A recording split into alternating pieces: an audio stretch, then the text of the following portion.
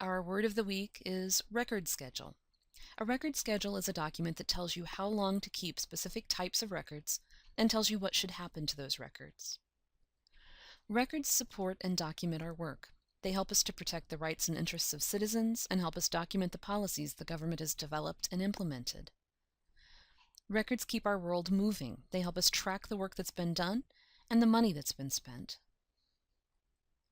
Records help us plan ahead, and they help us respond in times of crisis. In order to have the information we need when we need it, we must have a plan that allows us to identify, manage, and retain records for the right amount of time. In the U.S. federal government, all records must have a record schedule, and all record schedules are reviewed and approved by the National Archives and Records Administration.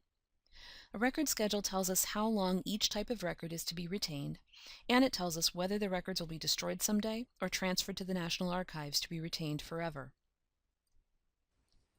An approved record schedule tells us how long we must keep records to support the agency's work, to protect legal rights and interests, and to document our history.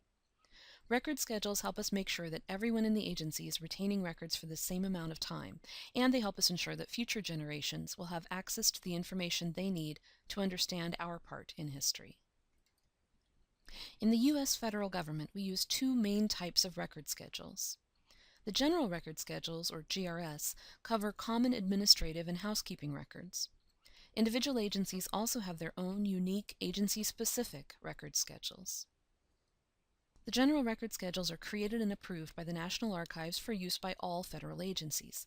In the GRS, you'll find schedules for general housekeeping and administrative records, the kinds of things you would expect most agencies to have.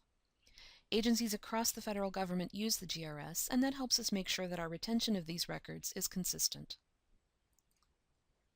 The General Record Schedules cover administrative records like budgets, personnel files, travel, basic contracts, building maintenance, emergency planning, and security. In the GRS, you'll also find records related to payroll and accounting, as well as motor vehicle maintenance, telecommunications, mail and package delivery, property disposal, and many other common types of records that support our day-to-day operations. Of course, in addition to general administrative activities, government agencies do many different types of work. Each agency has its own unique mission and its own specific programs, and each agency will have records that directly support and document those programs. We call those program records or mission records. Those records are covered by agency-specific record schedules that are created by each agency and reviewed and approved by the National Archives. You can see the unique mission and work of an agency reflected in its agency-specific schedule. So the program records you'll find in the Environmental Protection Agency's schedules will be different from those at the U.S. Mint, or the Department of Interior, or Department of Education.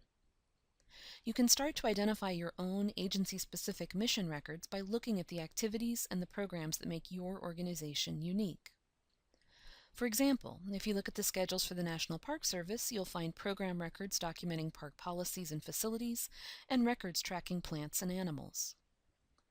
When you look at the schedules for the National Weather Service, you'll find program records focused on the work that agency does to forecast, track, and communicate weather patterns and events. While the content of each record schedule does vary from agency to agency and from one group of records to another, most schedules have the same basic elements. For each type of record, or record series, you'll find a title and a description.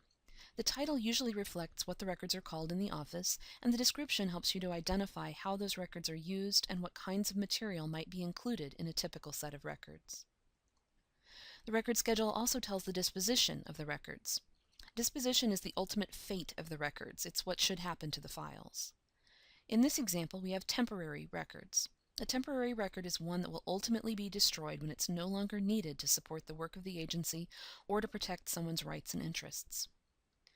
Disposition is usually made up of two different parts. The first part, the cutoff, determines when a file will close and when its retention clock will start. In this example, a file is cut off when the project it documents is completed or canceled. After the cutoff, the file's retention clock starts ticking.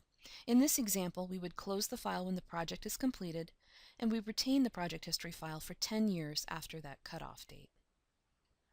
Here's another example. We have a series title and description, and in this case we're going to cut off or close those files at the end of the fiscal year, then destroy the files 6 years later. Some record schedules will include transfer instructions. In this example, we have permanent records.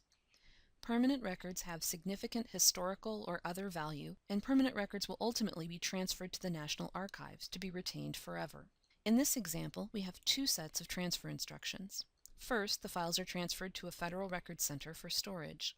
Later, the files will reach their final disposition and they'll become part of the National Archives.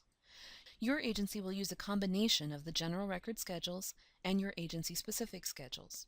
Your records, whether they're created in paper form, as email messages, as electronic documents, data sets, or 3D models, all need to be managed according to the appropriate record schedule.